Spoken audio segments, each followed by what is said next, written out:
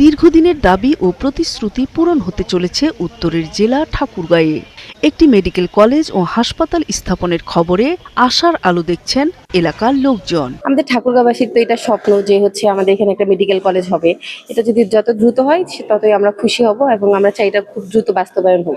যদি সেটা বাস্তবায়ন হয় তাহলে আমাদের ঠাকুরগাঁও জেলার জন্য, অন্তত আমাদের পরের প্রজন্মের জন্য এটা আমাদের ভালো হবে। সব ধরনের রোগের উন্নত চিকিৎসা এখান থেকে পাওয়া যাবে আমি আশা করি। কর্মসংস্থান, মানুষ কাজে লাগবে, কাজ করবে, আমরা রোগীগুলা আমরা একটু সুবিধা পাবো। যে স্থানীয় শিক্ষার্থীরা আছে তারা এখানে মেডিকেল কলেজ হলে পড়ার সুযোগ পাবে।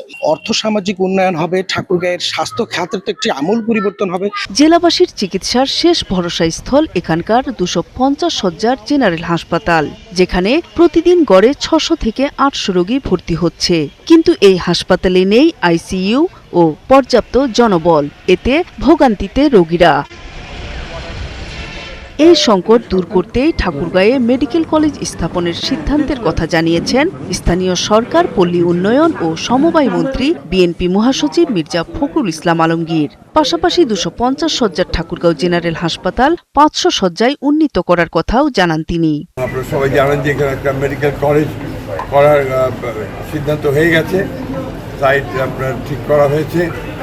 মেডিকেল কলেজ চাইলে আমাদের হাসপাতাল আরও উন্নত হবে। আমরা চেষ্টা করবো এদেরকে 500 বেডে উন্নীত করবার এবং আমাদের এই এলাকার মানুষ যেন স্বাস্থ্যসেবা পায় সেই বিষয়ে আমরা সবসময় সজাগ থাকবো।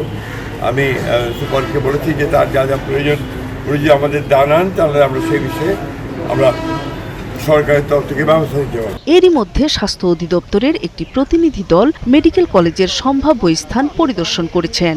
তো আমরা আশা করছি যে সাময়িক একটা টেম্পোরারি ক্যাম্পাস আরম্ভ করে 2027 সালের মধ্যে যেন শিক্ষার্থী ভর্তি করার কার্যক্রম শুরু করা যায়, সেটার জন্য আমরা চেষ্টা চালাবো।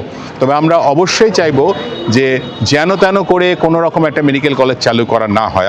জেলায় একটি মেডিকেল কলেজ স্থাপনের দাবি দীর্ঘদিনের। এখন বাস্তবায়ন ঘোষণার পর দ্রুত সময়ের মধ্যে এটির দৃশ্যমান কাজ শুরু করার দাবি এলাকাবাসীর। নূর তাজমিন মীর, ৭১।